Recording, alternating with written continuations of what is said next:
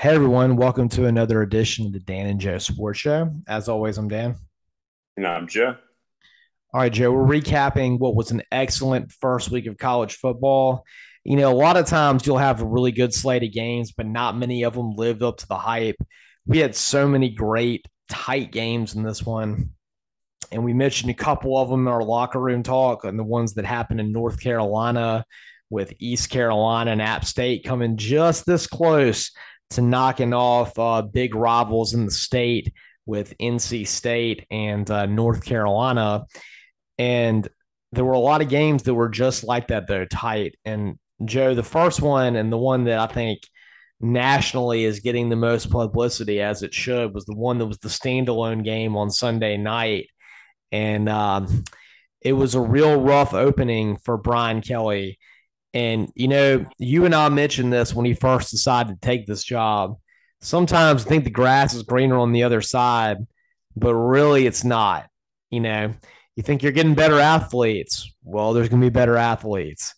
Uh, Guess what? They might not listen to you the same way. They might not have the same level of respect. You might not have the same discipline. And what we saw the other night was an excellent win for Florida State, one that I think was good for the health of college football. I mean, it's been so long since Florida State's been relevant. To see them get a win like that was excellent. I mean, last season, Florida State hosted Notre Dame at home. Brian Kelly, ironically, and Kelly was able to get that win against Florida State in overtime. And this time, of course, Florida State dominated the game for the entirety of the game, pretty much. And then the last 4 minutes, suddenly Jaden Daniels came alive and LSU got the touchdown. Then after muffing the punt, they had that great stand where they caused a fumble for Florida State, drove it 99 yards, got the touchdown. And then, of course, the blocked extra point happens after a field goal was blocked earlier in the game. Florida State goes from sadness to jubilation. And Joe, I got to say that I've seen football games before where you had the range of emotions. Like, I mean, I was at the kick six game. There was a lot of things going through my mind right before that field goal happened. I never in my wildest dreams thought the Alabama kicker would make it. I think every Auburn fan there was pretty secure in the fact that he wouldn't make it. But of course, we didn't think the kick six was actually going to happen. We saw him go back there for it. But let me say that even with all the jubilation you saw with the kick six, I don't think I've ever seen a fan base go from through the roof to sad to through the roof like so fast as you did the Florida State fan base, and then the exact opposite for the LSU fan bases, downtrodden. You're about to lose by multiple scores. Wait a minute, you have a chance. Touchdown. Oh my God, we're about to go to overtime. And then boom, loss. I mean, it was crazy. I don't think I've ever seen a game like that.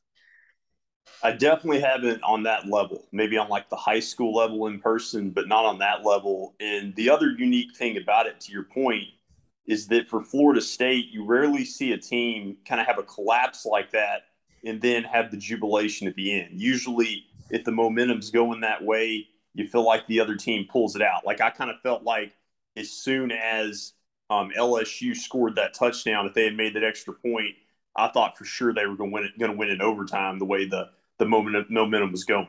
But for Florida State, they pull it out. It galvanizes, I think, that program. Mike Norvell gets some momentum, and on the flip side, if you're LSU, it starts out really tough for Brian Kelly.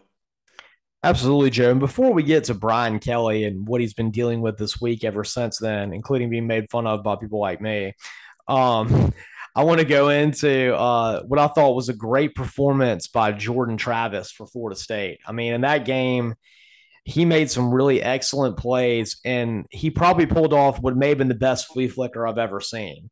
I don't think I've ever seen a flea flicker that looked that clean, that had that tight of a window to complete it, and there was a touchdown thrown. And it was just a really well designed play. Mm-hmm. No, he's a great quarterback, and I think he's one of the emerging stars in the sport. And I kind of look at that, kind of his coming out party in some ways.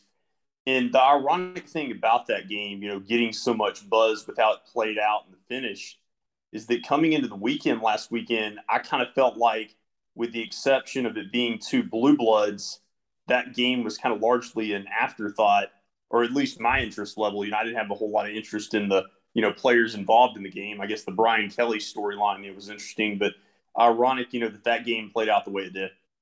Yeah, it was weird, Joe. I mean, you can definitely think of, if this game had been 10 years ago when Les Miles really had LSU hopping, when Jimbo Fisher was, what was it, Florida State, right around the time they beat Auburn for the national championship, you definitely would have thought this would have been a battle of two top five teams playing out in the Superdome. And instead, you're seeing neither one of them ranked. And really, for Florida State, it was kind of like a last gasp, I thought, for Mike Norvell. He needed this signature win to get the season going and maybe make it to where it's okay if he loses to Clemson. It's okay if maybe he loses to NC State. Because right now, that Mike Norvell has one thought on his mind. It's the specter of Deion Sanders just sitting behind him right now. It's there.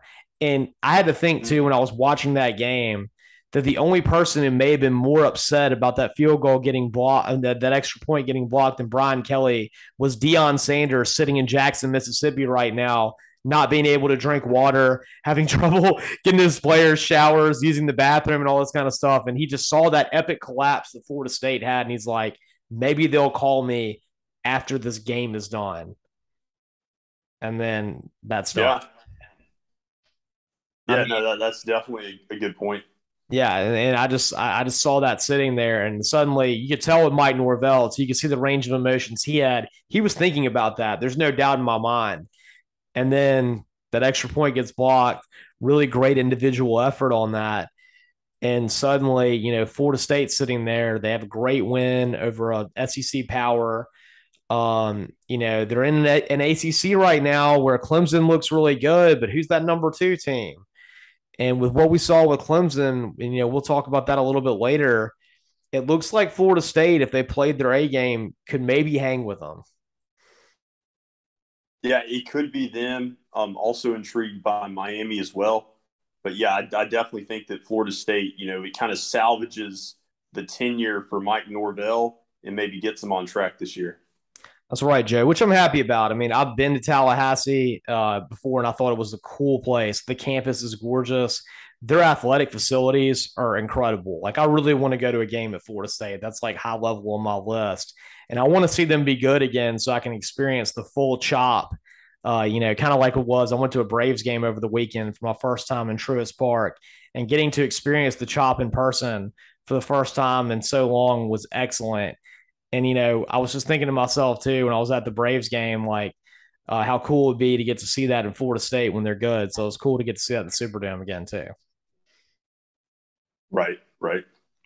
But, switching on the other side of this, Joe, what makes it worse for Brian Kelly, not just that it's a Florida State program that's been bad lately, that has been on the lowdown for 5 or 6 years. Not just that he lost his first game, it's that he lost it in the Superdome. And that's a big deal. When you talk to LSU fans, that's a point of pride amongst them. We don't lose in the Super Bowl, in the Superdome. Every time we've ever won a national championship, it's been in the Superdome, which is true. All of their national championships they've won, outside of the one with Billy Cannon back in the 1950s. I'm not talking about that. Their recent success, national championships, every single one of them they've won at the Sugar Bowl in the Superdome. So that's their place. I mean, it's in New Orleans. It's 45 minutes outside of Baton Rouge, and that's a home game for them. They've got they've got voodoo magic working there, and you add in the fact that not only did Brian Kelly lose that game in the Superdome, he lost because of special teams. There's always been a thing about LSU where they win big games against good opponents because field goal kickers lose their minds against LSU, because people drop balls. It happens over and over again. And for the first time ever, and I promise you, I've watched so many LSU games in my life, I've never seen them lose a game because of repeated special teams errors. And that's what I saw in this game. It was a missed extra point, a blocked extra point, a blocked field goal, a muffed punt. I mean, I've never seen that before. And so you add all this in to Brian Kelly, frankly, being someone that's not from the South, coming down, being in there. He loses the game in the Superdome. He also loses with something that LSU's been good at for forever. What an awful first game that was. Yeah, no, that was really tough for him for all the reasons that you stated. And, I was on record, I think, kind of like you were from the beginning. I just never really thought it was a good hire as far as the fit. I just think that I've had skepticism as far as with how the SEC is just so strong in the West. You add Oklahoma and Texas at some point, good coaches are going to have to lose by default. I mean, somebody's going to be a good team and go 6-6 or 7-5 and be really, really good. And I think that for LSU, I'm afraid for their sake, Brian Kelly's going to kind of find him in that place, maybe where he has some good players. LSU has some talented teams, but they just can't win a lot of these close games. And Joe, I mean, it goes to the weirdness of the fit. Even you see the way he interacts with media. It starts off with him having that ridiculous speech where he talks about me and my family. And I haven't even won all my games yet. Having this little speech where he sounds like Foghorn Leghorn out there trying to talk to Louisiana fans. He has an interview this week where he's opened up to the media and he like fake chastises a media member for showing up late to this press conference. And he basically says something along the lines of he's going to fine media members like $10 every time they're late. And he's going to have a party at their house. And the media member like shoots back really fast. He's like, if you start winning some games, maybe I won't be late. It's, And I mean, it's after one game, he's getting mouthed at by media members locally. mm-hmm. Right, right. And don't get me wrong. I mean, I know the guys won, and had a lot of success at multiple schools, even going back to like Central Michigan. And I know that LSU, seems to have a track record of coaches, even if it's Ed Orgeron, winning a national title. But I just have skepticism here, and maybe he proves me wrong, but I just don't see it right now. Well, Joe, I mean, I feel like outside of Nick Saban, the coaches that do well at LSU tend to be people that you can the regular Louisianans can identify with. They're quirky. Maybe they're not from the South. Les Miles is not from the South, but he's Yeah. quirky and he's very likable, and they tend to get along well with him. Saban was just such a great coach, and he's kind of like separate from this that he could get it done. But I mean, if you're not at that level of coachdom, then you kind of have to have that folksiness to get along with Louisiana people, I think, to succeed with that job, because that's the players you're going to coach. And I'm not saying that, the players at Notre Dame are a better breed of people or anything like that, but it's a different kind of person that goes to Notre Dame than goes to LSU. I mean, that's the truth. And he's used to dealing with that. And it's going to take him a while to get adjusted to the kind of person that he's coaching at LSU and the kind of backgrounds they're going to have versus what he had at Notre Dame. And frankly, it may take him too long. You know what I'm saying? I don't know that he's got enough time to be able to get that there. And, you think about it, Joe, I mean, maybe he decided in his mind he couldn't win a national championship in Notre Dame. I mean, obviously he did, right? But maybe one of the other jobs that were open should have been better for him. Maybe he should have pursued that USC job instead of Lincoln Riley. I think Lincoln Riley could have been successful at LSU. Maybe you should have tried to go get that Oklahoma job. I think both USC and Oklahoma might have been more better suited to a personality like Brian Kelly's than LSU would have been. Yeah, I think so. Or maybe, a Big Ten job that were to open up. I mean, it just seems like to all the points that you stated, it's just not a great fit at LSU. And, time will tell. But, these days, you don't have a whole lot of time. No, you don't. And right now, he's the laughing stock of college football. And you say it's one game. Yeah, but it's one game on a big standalone stage. And like I said, being at the Superdome made it that much bigger. Right. And then, to top it all off, you saw the frustration off LSU's first team All American wide receiver, Kayshon Boutte, throughout the game. I think he had like 20 yards receiving on 2 catches. After the game gets done, he removes everything LSU from all of his social media. Now, I haven't heard anything about him going in the transfer portal yet, but if he were to lose Kayshon Boutte in his first year, that would be just truly terrible and just make the story even worse. Yeah, with him being a third-year player, I think it'd be likely that he'd just sit out the rest of the year if he just gets tired of it and declare for the draft. When I heard all these weird rumblings about him possibly entering the transfer portal, I was like, in my mind, I'm like, Brian Harsin needs to leave this Mercer game and drive down to go to Louisiana to try and pick up Kayshon Boutte. Just be like, here, get back in the car. We'll take you down here. We need a receiver right now. Yeah. I mean, No he's doubt. that good. So Brian Kelly, he needs to be able to satisfy a receiver like that, figure out some common ground. And that's going to be another thing he's not used to, too, is he's going to have to deal with the guys that are stars on this team. Might have some prima donna stuff to him that he's not used to at Notre Dame. And you're going to have to figure out how to break through to these kids in a way that you're not used to having to do. Mm-hmm. Yeah, absolutely. All right, Joe. Moving on to someone who had a great first weekend. So, of course, Brian Kelly had this awful opening game where he loses to Florida State on a blocked extra point. On the other side, Billy Napier, who I think, people that knew college football thought that was a pretty good hire at Florida. Maybe not the showstopper that a lot of Gators fans would have expected in terms of name recognition, but someone that when you looked at what he did at Louisiana Lafayette, very successful coach. I mean, remember we were talking about Auburn's coaching search before they hired Harsin. I said I thought Billy Napier was a good look. Billy Napier hosts depending on the service, number 5, number 7 Utah at the Swamp for his first game. And what I thought was just a very well played game all around. They win just a thriller by getting an interception with 17 seconds left. And I mean, the defense looked great. And more importantly, if you're a Florida fan, based on what you have, that specter of the Georgia Bulldogs and their amazing defense sitting there on the other side of that division, Anthony Richardson looks like a real star. He really does. And I think that having him makes a big difference and gives Napier a chance to have some early success. And then also just watching the game in the fourth quarter with the crowd getting into it, a top 10 team coming in, I kind of felt like Napier had been there for several years. Like, it did not feel new at all. He looked really comfortable in that role. I think he has a chance to really have a lot of success there. I think he does too, Joe. Florida's always been a sleeping giant. Like, even when they're not good, they're not far from getting back to being good. The Swamp is an incredible environment. I told you about how difficult it is for teams, especially ones that are not used to that kind of atmosphere, to the heat, to go down there and play. The biggest concern I had for Utah was not their talent level, not their coaching ability, was how are they going to deal with the fact that they're playing in front of 90,000 fans that are really just angry and loud.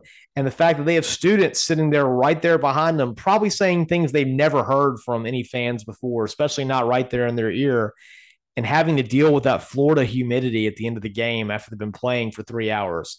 And you could see it, Joe, when it got kind of towards the end of the game, they started to get a little tired. You could tell, especially on the defensive side of it. And, definitely a tough road trip for them. But yet again, it looks like the biggest chance that the Pac 12 had to make the college football playoff might already be done. It looks like disappeared pretty quickly. It was really the worst, scenario for Utah, as a Pac-12 favorite college football playoff, fringe contender, to go into that type of environment to open the season, kind of like eliminates them before, an opportunity really arises. Well, Joe, and I think what's even worse for him too is I think if you had played this game in the middle of the season, you play this game in October, early November, I think Utah wins this game. But when you add in the heat that you have in Florida and the very beginning of September, with it being the very first game for a coach, he hadn't lost yet, the fans' excitement, that was a rough spot to put Utah in. I mean, conversely, you could have put them in maybe an environment against a better SEC team right now, and maybe they would have won. I mean, I don't know. I mean, you think maybe if you send them to Knoxville right now, it's not going to be quite as hot. Maybe they'd win that. Maybe you send them to Ole Miss even, like they'd have a good chance to win that game right now. Or Kentucky. These are all teams that on paper are better than Florida is. But that environment this early in the season with that first game was a real, I mean, outside of maybe playing an Alabama or a Georgia at home, might have been the scariest road trip Utah could have had. Yeah, it was really tough for them, and they almost, still won. But yeah, just a lot that they were up against. It was. And going the way they responded at the end of that game, Anthony Richardson does the superstar move, that 2-point conversion where he does the fake pump fake in the air, jump, spins, gets out of the traffic, and then throws to the wide open receiver, get a 2-point conversion, Sports Center stuff. But Utah responds well. They have a good drive. And I haven't listened to any kind of interview from Cam Rising, but I would love to see what was he doing on that interception, because that's a coaching thing to me. Why would you throw it into double coverage when you have 17 seconds left? You don't even need a touchdown. Technically, you can kick a field goal and go to overtime. You got a better football team. You should win in overtime. And I just thought that was a terrible play call. And it just made me think of the Seattle Seahawks, New England Patriots Super Bowl, where Russell Wilson threw an interception when all they had to do was run it in for a touchdown. I mean, they had 17 seconds. They could have done a running play. And in my mind, why would you do anything but throw passes to the back of the end zone to where the worst thing that happens is it gets knocked out of bounds and you kick your field goal? I just thought that was poor coaching. Yeah, it really was, and it's a good parallel with the Patriots Seahawks analogy. Another thing I just didn't understand that kind of irked me a little bit is obviously, the replay showed after the game that it was an interception, but I didn't understand at the time why that wasn't reviewed. I mean, normally like a game-ending interception like that is looked at from like five different angles, and it was like everybody just assumed that he caught it because I thought it was a little bit close from the naked eye. Hmm. That maybe wasn't something that I was looking at, Joe. And I can be honest, like when I saw that happen, I immediately switched to Notre Dame and Ohio State. That was kind of like, the way that Yeah, looked. they didn't show the replay at all. Like until I think the Hmm, clock hit zero, they never showed the replay of the interception. that's very interesting. Well, Joe, moving away from that, I thought Billy Napier has, done a great job in his first game. He's showing that his style, which is, I don't know if you've looked at Florida's like coaching staff, but they've got like the biggest coaching staff in America right now. Like Billy Napier's got a coach for everything you could think: assistant to the water boy, middle linebacker envoy coach. Like it's like you go down the list, and if you could think of some kind of ridiculous position you could have on a football field, he's got it. But I mean, apparently that's something he learned from Nick Saban, is having these huge staffs. And after 1 week, them getting a top 10 win in this first game, can't say that it doesn't work. Apparently, Yeah, and he gets those like Saban comparisons as far as like being a similar mindset and strategy. that's right. Well, he's got a big one coming up this week that we'll talk about in our next episode of when they take on Kentucky. But definitely a great start for him. Uh, Joe, the best start in America happened where I was at in Atlanta. Of course, I was in Atlanta this weekend for a Braves game, but at the same time I was there, they had the Georgia Oregon game taking place in the Georgia Dome. And, you and I talked about this. I thought that it was going to be maybe a 17-point game, somewhere in the 14 to 17-point range. I really did think Oregon was going to come out and play him tight for a little bit. And I thought maybe Georgia's new faces would have a little bit of trouble. And, I remember seeing Oregon a couple years ago, and I thought that on an offensive and a defensive line standpoint, they tended to match up pretty well with SEC teams. What I underestimated, Joe, and what I didn't understand is just how much of a machine this Georgia thing is right now. He loses 15 players to the draft. I mean, they looked better than they did last year, which is horrifying. And what's even worse, Joe, is not only was their defense still this dance team of destruction to where they just made Bo Nix's life a living hell like they did for 3 years at Auburn.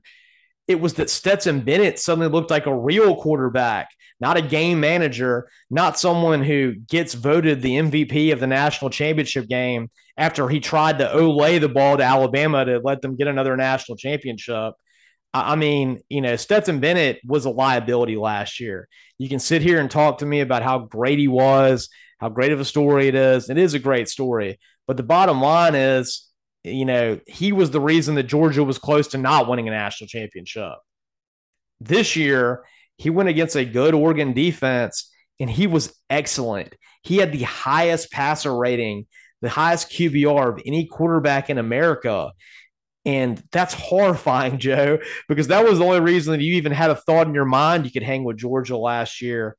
And suddenly, Stetson Bennett looks like a top 5 quarterback in the nation.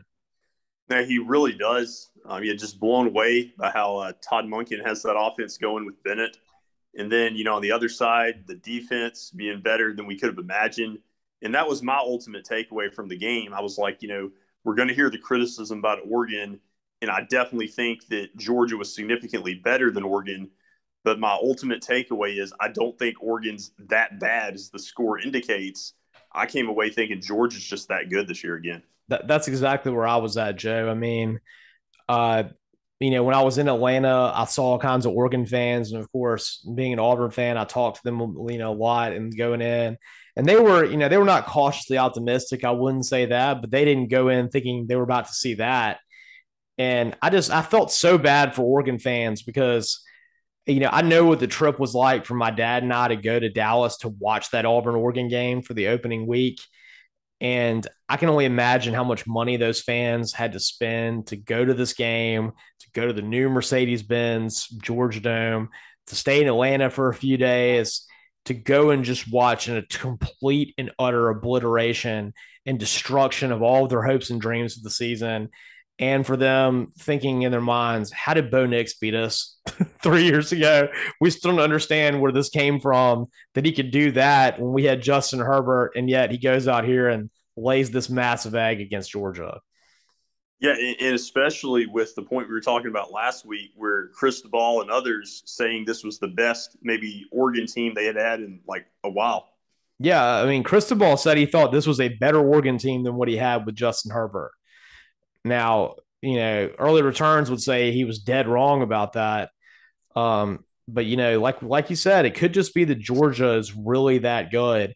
And with Stetson Bennett taking that next step, that's the scary part to me because you look at what Georgia has, and yeah, they lost Burden to Alabama, but when it comes to tight ends, I don't know that I've ever seen a team that has as good a tight ends as that. Brock Bowers, Darnell Washington looks like an absolute monster. And then their third best tight end, oh yeah, Eric Gilbert, who was at LSU and who was the number one player in America coming out of high school. That's their number 3 tight end. Adonai Mitchell still looks really good. And so suddenly, Georgia, they might be a team that throws the ball a little bit more than they run it this year. And it's just a hard thing to imagine. But right now, it looks like the passing offense is the strength of Georgia's team. It really looks that way. And to your point about the tight ends, like they look like they have NFL ready tight ends already. They do. I mean, they have 3 of them that are going to play on Sundays.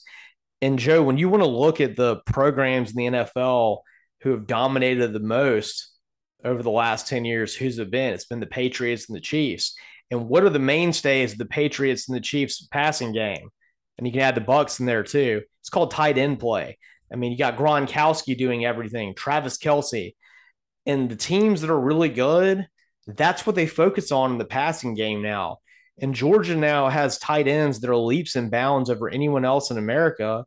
And guess what? I mean, those are matchup nightmares, and you can exploit that. And it makes Stetson Bennett's job a lot easier.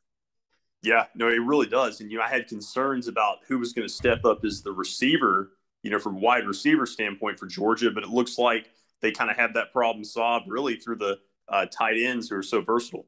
But they don't need them. They don't need wide receivers, Joe. They have tight ends that are just excellent. Um, and Joe, going from this game, which was, coordination, showing that Georgia's here to stay. Let's look at 2 games that happened on the same night that were both really tight, that kind of had controversial endings. And that was the Penn State Purdue game and the backyard brawl with Pittsburgh and West Virginia. And what I thought was interesting about both these games, the teams that were favored ultimately won, but the teams that were kind of the underdogs that we knew would give them tight, both had catches that were initially called catches overturned at the end of the game, where I thought that neither one of them had indisputable video evidence to overturn it.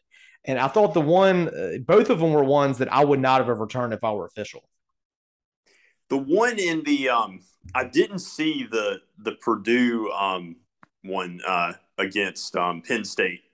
The one in Pittsburgh against West Virginia, I could kind of see where they could overturn it, but when it happened, I kind of felt like they were going to uphold it based on how it was looking. Like I was a little bit surprised they did overturn it, but I was like, my gut told me that probably hit the ground. Yeah, it was one that I definitely think it was probably, was incomplete, but I didn't think it was indisputable evidence to overturn it. And so, yeah, those are 2 different things right there. The one in the Purdue game was worse though, because I actually did think that was a catch. 100%. I think I think even if you were to look at it objectively, I thought it was a catch, not just overturning it with whether there was indisputable evidence. Yeah. The biggest takeaway I had from that game, though, from the Penn State Purdue game, was that Sean Clifford is one of the best ugly quarterbacks I've ever seen. He's just a gamer. And a lot of people hate on him. They try to compare him to Bo Nix. He's a much better quarterback than Bo Nix. I saw Sean Clifford in person last year, and he was the reason that Penn State beat Auburn. He was very excellent. He got rid of the football timely. And weirdly, in this game against Purdue, his stat line was very strange. Like, I think he was under 50% passing, and he had an interception, but he also had 300 yards passing and 4 touchdowns. And the very end of the game, that last drive that he led, one of the best drives I've ever seen to go out and win that game. Yeah, that was really, really impressive. And he kind of has that pressure, that we'll talk about in a minute with DJ and Clemson. He's got a 5-star quarterback, I think, on their roster waiting in the wings.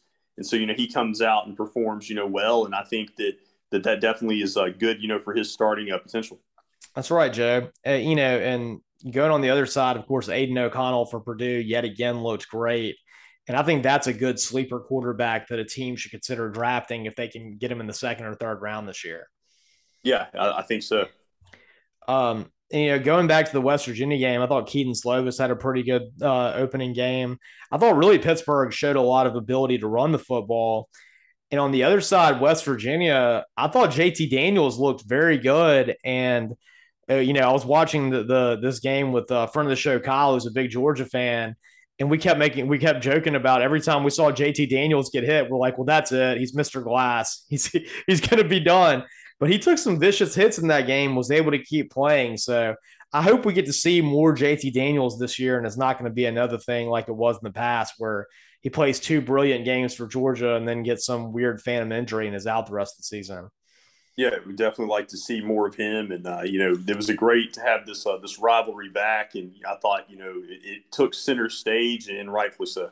It did. I was very happy to see that too. A funny story that's trending on the internet. Speaking of this rivalry, Neil Brown at West Virginia has not gotten off the best start. Things have been a little stale there. Not a whole lot on the offensive side of it. Apparently, Jimbo Fisher was asked some question during a post game interview after Texas A&M, and he said, "Of course, I would always listen if West Virginia wanted me to be their head coach because West Virginia is home after all." And that's just like blown up all over the internet. Like, could Jimbo possibly go to West Virginia? Of course, I don't believe that as a story in the least, but maybe that gives Mountaineers fans some hope because Jimbo Fisher, like Nick Saban, is from West Virginia. That's true. All right, Joe. Moving on to the game of the weekend, that was Ohio State and Notre Dame. Probably not what a lot of people expected. Definitely not what I expected. With Ohio State's prolific offense, I thought that Marcus Freeman's defense would do a good job at shutting him down. But I didn't think there was any way they'd hold him at 21 points.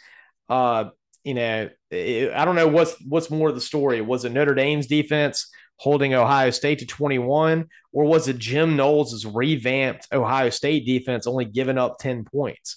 I thought in a lot of ways, maybe this was exactly the kind of game that Ohio State needed to show that, yes, they have this stellar offense. They have this bevy of talent from C.J. Stroud to Jackson Smith and Jigba to Marvin Harrison's son to Travion Henderson to Mayan Williams. But guess what? They can beat you with defense too.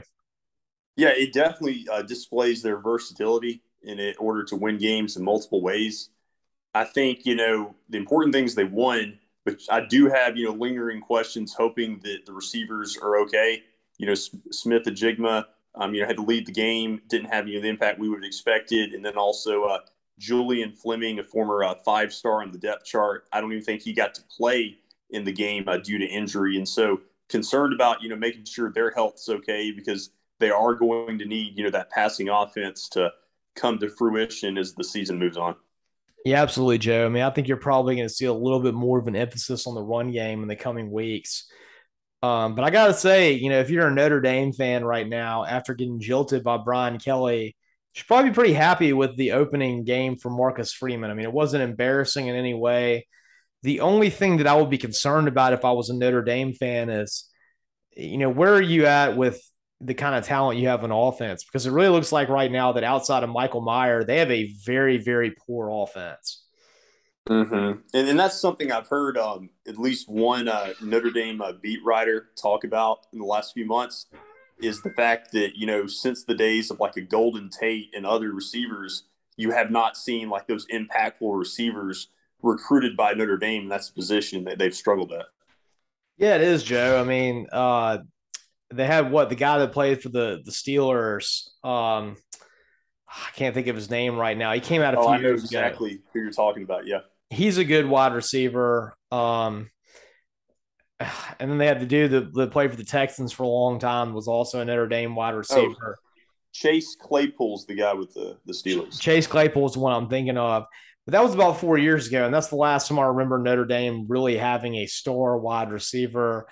And then, of course, I think they had Equanimous St. Brown, too. Equanimous St. Brown was a good wide receiver, not a great one. But yeah, I mean, in terms of like show-stopping wide receivers, it's been a while. Yeah, and they don't like have one every other year. It seems like it's every like 4 or 5 years. So they're just not as consistent. Yeah, that's definitely a recruiting place they need to pick up. But supposedly, one of the good things about Marcus Freeman is that he's a solid recruiter. His defense definitely seems to be in order. It's just going to be whether or not he can get that offense going. Absolutely. Joe, speaking of getting the offense going and having your defense in order, Clemson played on Monday night, and it was about exactly what all of us expected. Their defense still looks salty. A lot of talent on that D line and that front seven. But yet again, DJ Uyunglele not looking great. And I've got a concern that maybe we're about to see what happened in 2018. And 4 games in, the freshman's going to come in. This time DJ is like Kelly Bryant, and Cade Klubnik, the freshman quarterback, is a lot like Trevor Lawrence. Maybe if you're a Clemson fan, you look at this as a sign as you're going to win the national championship this year. It could be. I mean, that's certainly a compelling point.